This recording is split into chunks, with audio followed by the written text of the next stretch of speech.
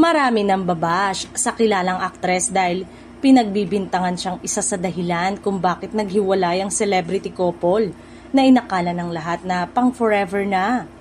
Sa kaputukan ng issue noon sa sikat na aktres at aktor ay galit na galit ang talent management ng una dahil tiyak na apektado ang karir niya lalo't kaliwat kanan ng shows niya. Pero kalaunan nga ay unti-unti nang nagpulasa ng kanyang mga endorsements.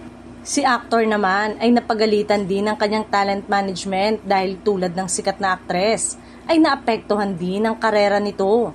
Nanindigan si aktor at sinabi niyang wala akong pakialam kung bumagsak ang karir ko at for a while ay may ilang endorsement din ang nawala sa kanya gayong ang dati niyang karelasyon ay hindi man lang natinag ang posisyon bagkus ay mas lalo pa itong tumaas. Going back sa sikat na aktres ay hindi lang ang talent management niya ang nagalit sa kanya. Maging ang co-artist niya sa network ay kasama rin at ang kanika nilang handlers at road manager. At dahil negosyo ito ay hindi na nirenew ng talent management niya ang sikat na aktres. Kaya napilitan itong maghanap ng ibang manager at sinwerteng may naniwala naman sa kanya. Ayun pala daw ang tunay na dahilan kung bakit nawala ito sa network na naging tahanan niya ng matagal na panahon. Sa kasalukuyan ay maraming nakuhang project ang bagong management na sikat na aktres, kaya naman masaya siya.